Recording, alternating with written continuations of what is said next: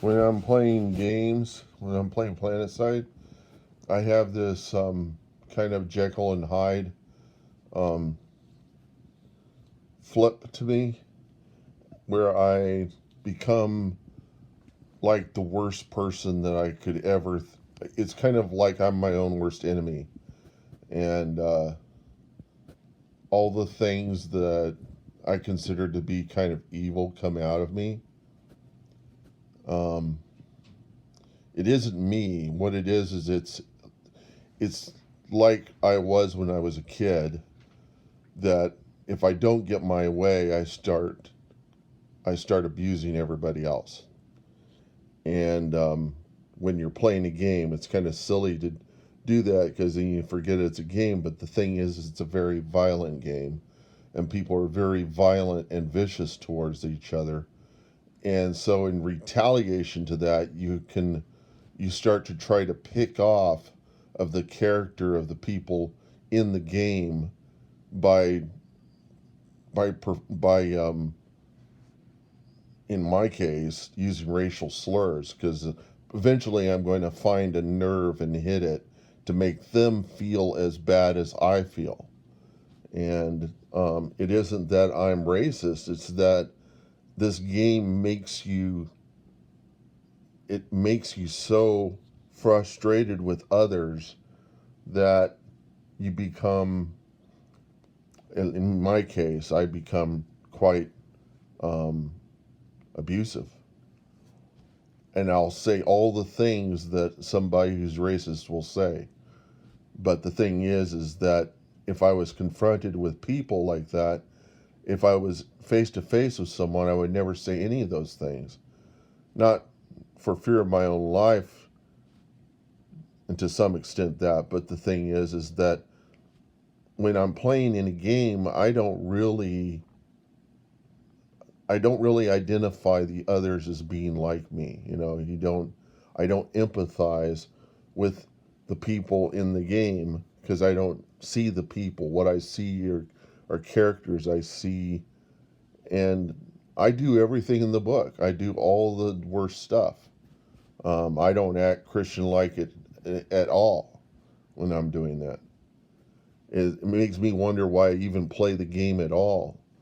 There are people in that game that I like, and even the people that I've abused when they come in to meet me, they find out that I'm not the same person on mic that I am in text. And I have a I have a tendency to be a vicious scoundrel whenever I'm writing text because it feels good to abuse others, you know, whenever you're whenever you're really down.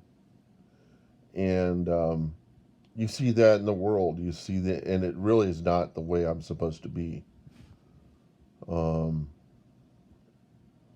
this is also the reason why I keep getting my accounts banned, and I know in the back of my head they're going to ban my account. I'm going to get another account.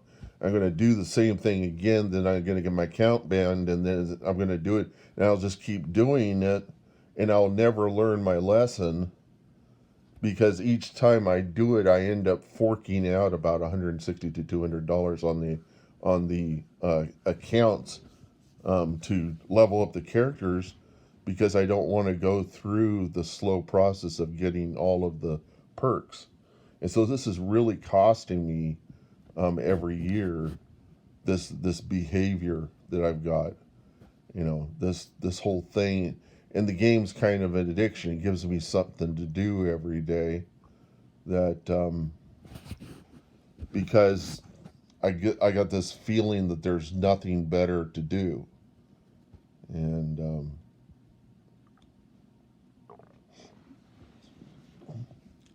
the trust that I've got has a stipulation that I can't be gainfully employed, so I can't really do anything for any amount of money really. And so it's kind of like, do you want a job where you're working all the time and you really hate the job, or would you rather just sit home and play video games all the time? And I've been picking the wrong option there, because what I've done is I've turned the game into a job, and somehow there's little parts of me that say, this is really a good thing that you're playing this game, because you're keeping order in the game. You're keeping the bullies from ganging up on your faction. You can come up with all of these things that will make you feel better about where you are and what you're doing, but the reality is you're not getting anything done. It's just like online when people start bickering at each other, and they I'll put up a YouTube video. I put up a YouTube video once about how to spring a mousetrap, and then I got some girl that was like, arguing that I was being cruel to animals, and I was telling her, by getting in here and setting me straight, is that really fixing the problem? You know, I mean, how effective are you towards pushing your agenda, and how can you really determine if people, once you talk to them, if they're ever going to respond? The same can be said for what I'm doing here whenever I'm putting this video up. But but the overall thing, and you can see this in the Bible with Jesus, was that his own people put him on the cross. That you can't put too much. You can't put all your faith in others to fix your problems. Um, you can't rely on others to behave to the full extent of what you expect of your race or of your religion or whatever. That everybody is going to fail you.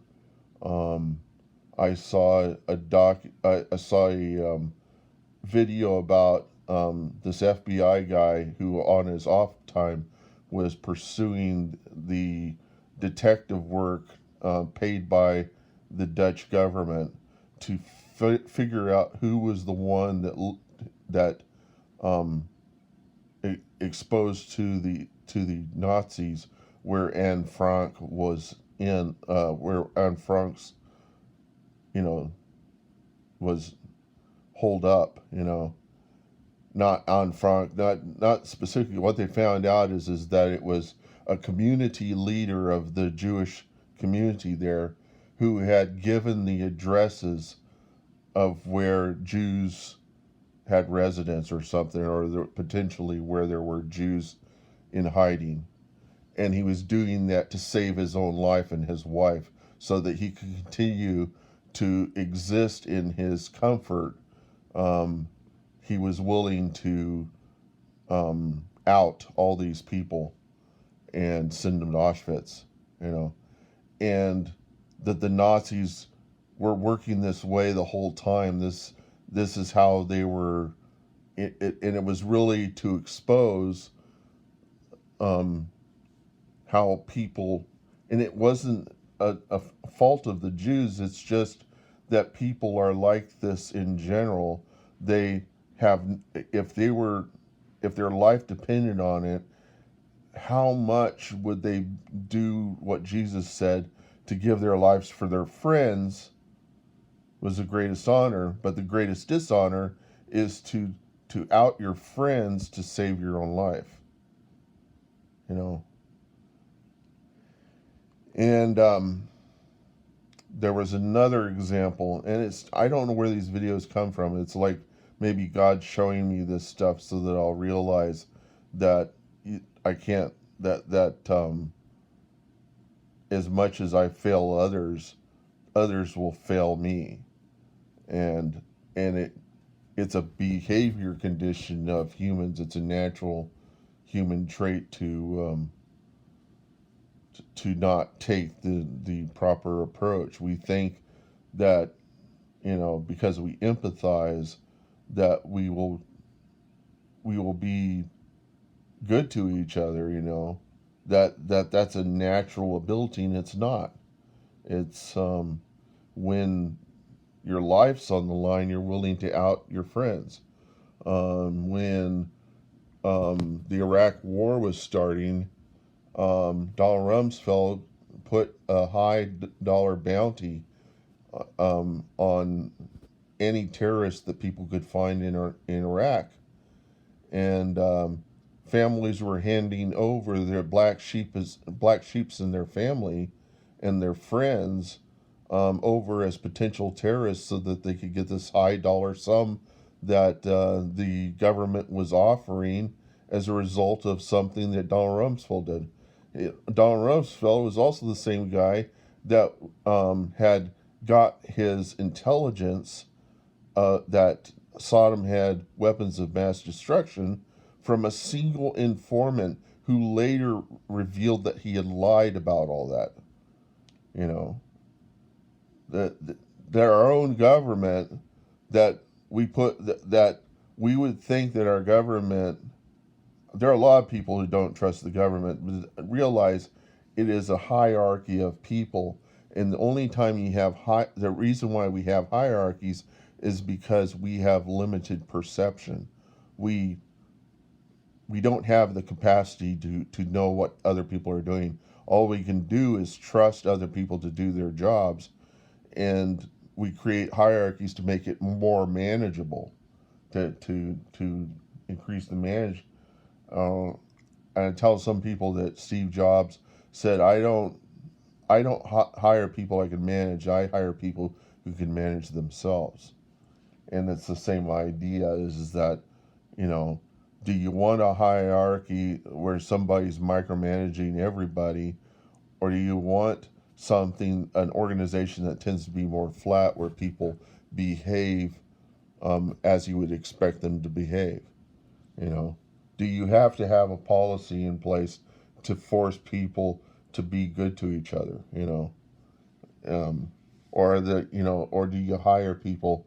I mean, how are you ever going to be determined that the people are going to treat each other well? And something that I have learned from videos about people who are homeless is that the tent communities that they create essentially communes, in which what I said is a commune is what the first church was, and that's where everybody's looking out for each other's needs. And in these tent communities, there are people who form strong relationships, strong enough that they can leave their children with them while they go to work and know for certain that their belongings and their children are looked after because their friends are helping them. And there are some people in these tent communities who have found that they like living in the tent community against living in homes like they had been apart from others, that they had developed relationships that were stronger and more fulfilling family like relationships in these tent communities. And that's whenever we're really on tough times, we will look out for each other because we will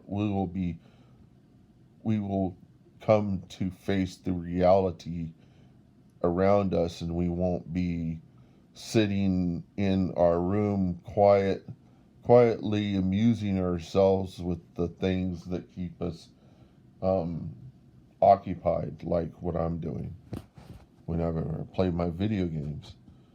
But everybody does that. It's just that whenever you are trying to pick yourself up from the bottom and you see people around you in the same situation, you empathize. But another thing that is experienced with the homeless is that the shelters are not attractive to the homeless, because when you're in a shelter, everybody in the building is in the same situation as you are, and some of those people are willing to thieve from everybody else in the building in order to get themselves out of the situation they're in. I mean, steal the money from others so that they can go get themselves an apartment, get a job, and get out of the situation. That people thieve from each other, and the reason why the homeless end up on the sidewalks living in boxes is because they know foot traffic is going to keep um, to is going to keep violent. Um, it'll keep them from getting abused because there is more eyes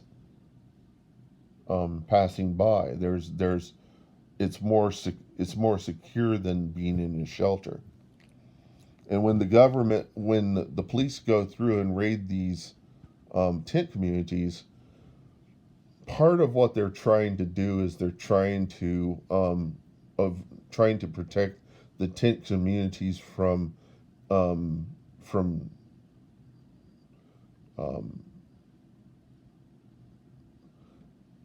things getting dirty. That's what one homeless guy said. Is he said he realized that the reason why every 2 weeks they had to come in and disrupt the tent communities, get everybody um, to get to leave or whatever, and take down the tents, is that there is a production of amount of litter and feces and just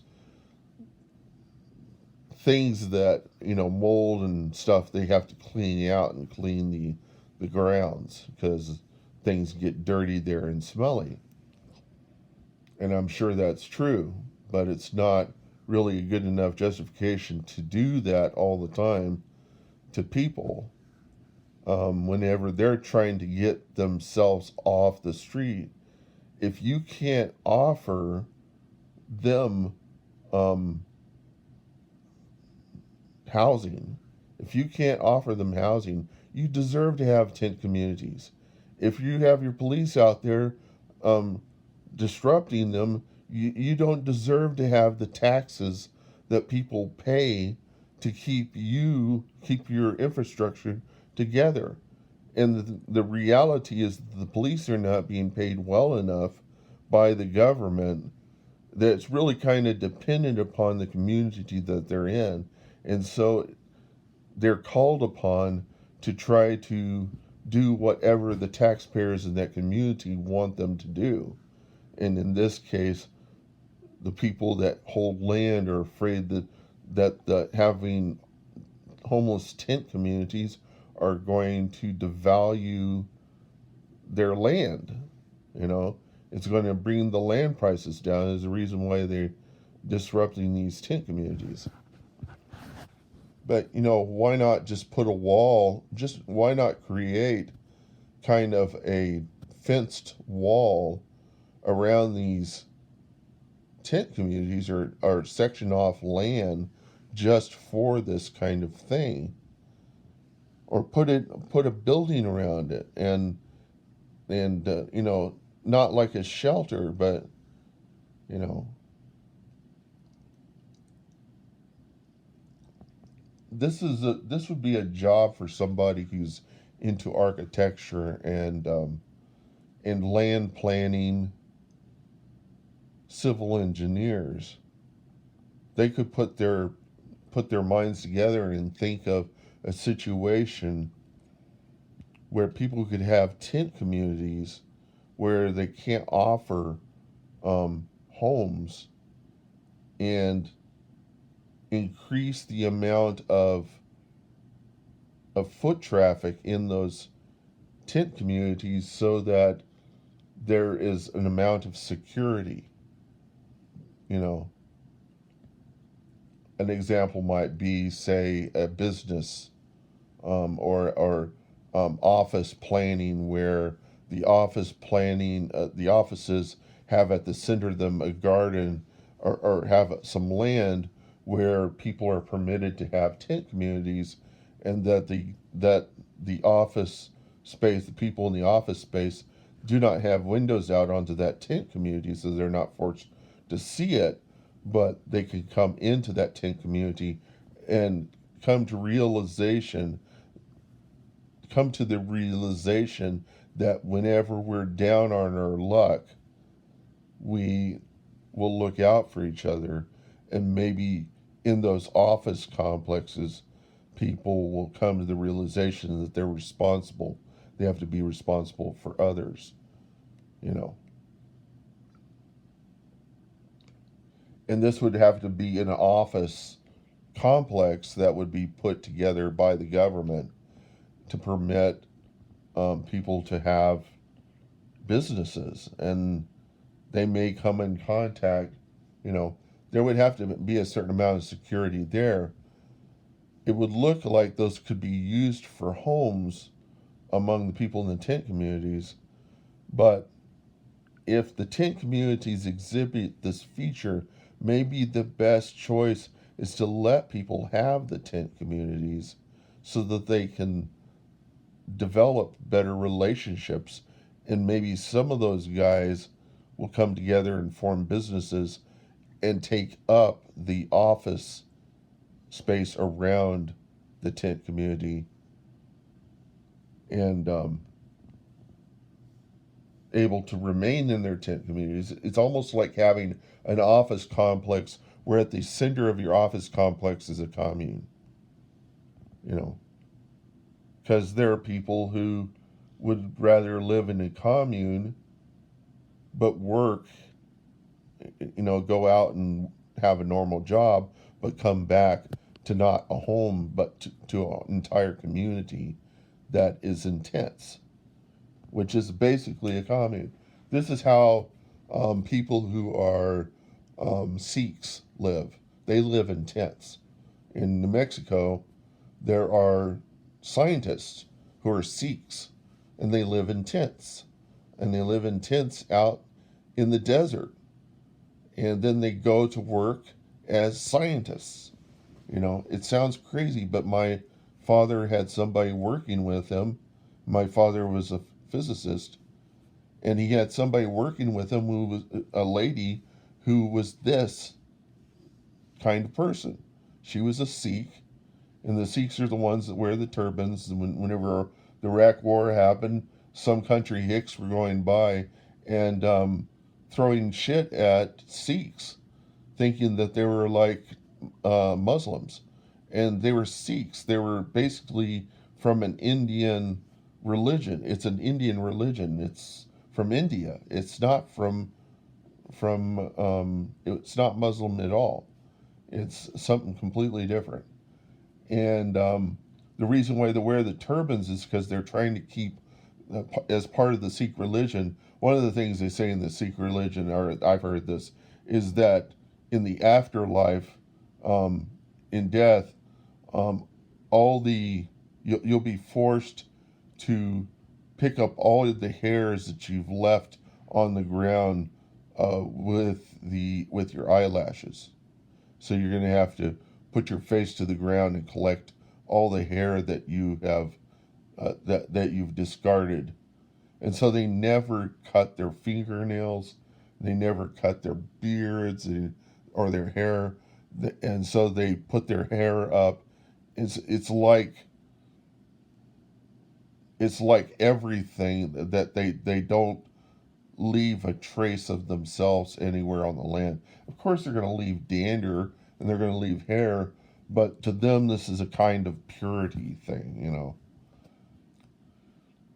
But the thing is, they live in tents, and the police don't come out to these tent communities and force them from their tents, you know.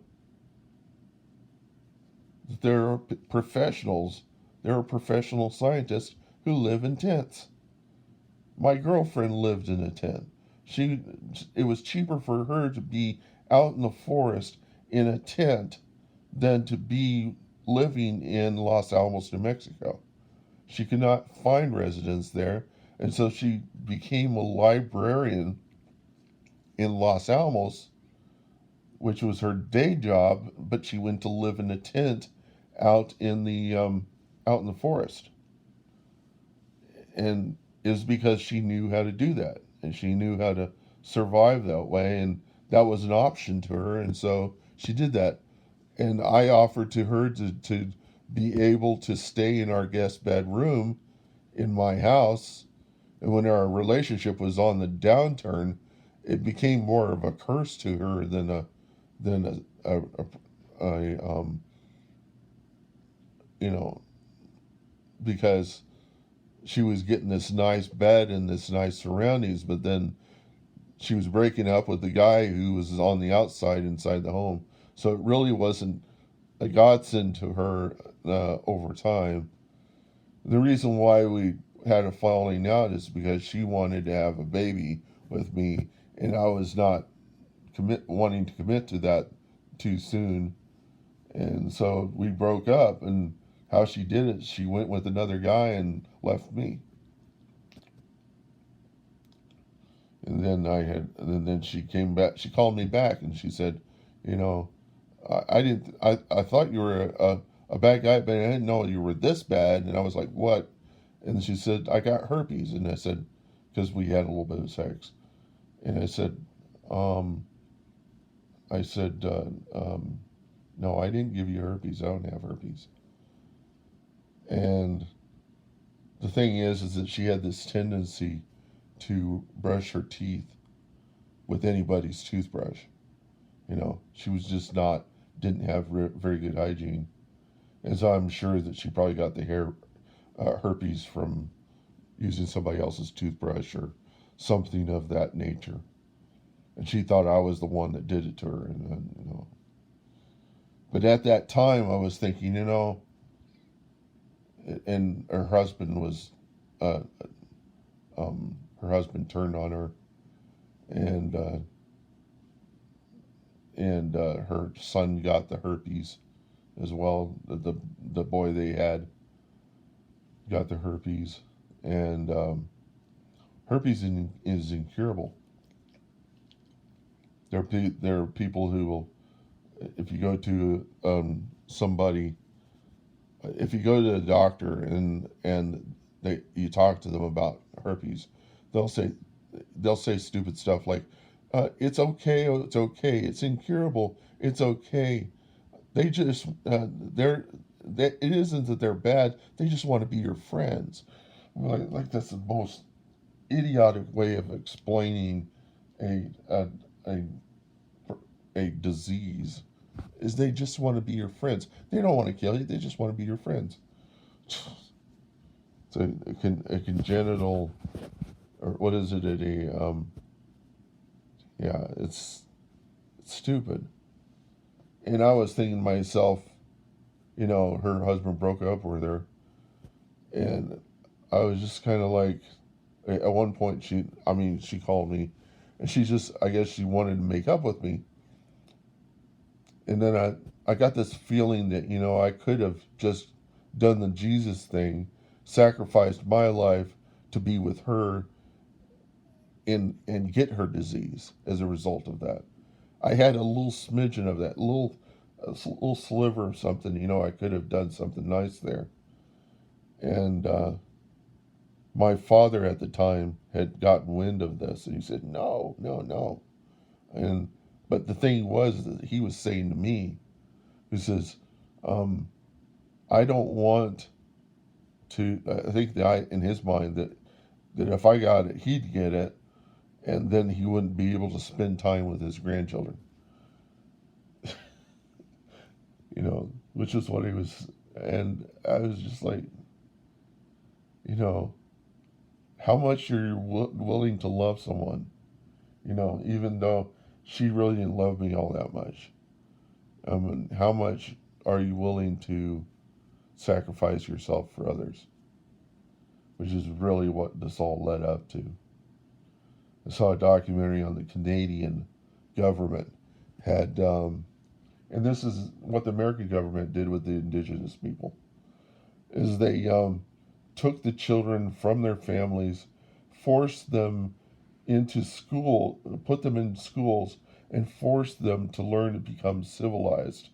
You know, to learn the language, and to adopt, in the case of the Canadian government, to adopt the Catholic religion, because um, they had nuns looking over these children and Catholic priests, and the people who were imprisoned in these camps said that their families were like a stone's throw from them, but if they ever tried to leave the schools, they would get punished. And one guy said that if he did it, they would force him to kneel for 3 days on a rod. And there's a part in the Bible that says, for you to lead away any one of these children, it would be better for you to be drowned in the sea with a millstone around your neck, which is about a ton. It's a ton. The millstone is like a ton. It's used to squash. It's used to break up grain. It's used to press out olives. It takes a lot of weight to turn junk like that into olive oil or into flour. They use these millstones, and the millstones are pushed around by horses that are pulling the millstone so that it does this stuff. So that's the millstone it's talking about, and it's like how the mobsters got rid of their people. I mean, got rid of their the people that betrayed them, is they would put them in a block of cement, put their feet in a block of cement, and drop them in the lake, or in the bay. It's the same sort of idea, and that to lead other people away is a very cruel thing. And in this game, I'm kind of doing that thing, but it isn't. It's verbal abuse. It's not. It's not really controlling people and making them. But it could be just as bad. And I'm saying that I'm not a good example, but I'm understanding. I'm concerned. I'm I get the message, you know, and I'm just passing the message on. I'm not saying that I'm better. I'm just passing a message on is all I'm doing. I'm just like, if I get a message, if I get some idea in my head, I feel like I have to put it out there, and so that others can also maybe find these things out. But the Canadian government, yeah, they had like 140 of these schools where they were taking Cree Indians from the Saskatchewan region and putting them in these schools, and they were doing this recently, and up until the 90s, they were working, I guess, and were basically, it said they had this saying, "Kill the Indian and the child, don't kill the child." And so what they were trying to do is they're trying to make the indigenous people um, Canadian rather than of their tribe. And I guess the idea is that they were desiring a somebody to dictate, or to the tribe, somebody to be translators, because they didn't want to learn the language. It was so much easier for them to get children and to teach them their language, because they already knew their own Indian language, and so that they were trying to generate translators. I guess this is a way of making, but to have so many children taken away from their families, forced into adopting English and the culture of the Canadian governments, and to do this unsupervised, not being concerned with how the children are being treated. Children couldn't really speak out because they were learning English. It was only until they were adults were they able to really expose what was going on. and they were, and one of the people said that they were treated badly by the sisters, and they treated their children that way, and their children treated their children that way because they didn't know love. They only knew physical abuse, and it was how they dealt with their children was not by loving them, but by physically abusing them, because that was how they were treated in these Canadian schools. They were abused. And even the other students who were from the same tribe were abusing each other. They're taking out their frustration on each other. And one guy in this, it was a 20 minutes or 60 minutes thing with or 2020 with one of the famous talking heads, the talking heads, and somebody who gives the news. They're basically just, they're news anchors. News anchors should never be confused with being journalists, because they don't do detective work or anything. All they do is deliver the news on television. They do nothing more. They're almost no different than an actor. They're just reading their lines from a script in front of you, and they're trying to maintain a kind of normal demeanor rather than taking outrage to any of the news. They learn to perform well in front of a camera in delivering gut-wrenching news, or without opinion, without severe opinion, or without any opinion. But what was I saying?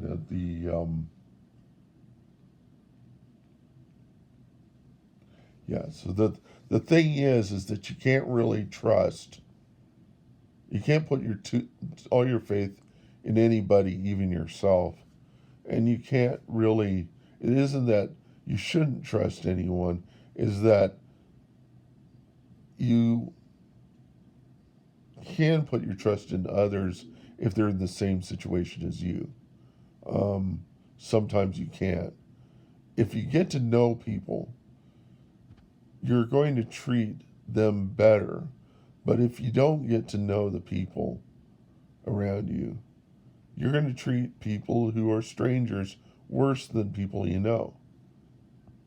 Yes. So I guess all the experiences that I'm having are really just trying to culminate this, trying to get me. It isn't so much that I put it up on YouTube is important at all. It's just to get it right in my own mind and realize that this game, that when you're, even if it's a game, when you're in a situation where you're really frustrated that you can't get anything done, it is so much easier to abuse each other rather than to get to stop playing the game, to get out of the game. That abusing others isn't the solution. The solution is to stop playing the game, to get away from the game, because there isn't enough people on for there to get any justice going. At that time in the morning when you're playing PlanetSide 2, there's really not any justice. That people are going to come to the rescue to rescue a flag. It's really going to be you against a whole group of enemy in any case. And so the moral of the story there is, don't play PlanetSide 2 at 4 o'clock in the morning. It's just not going to go well.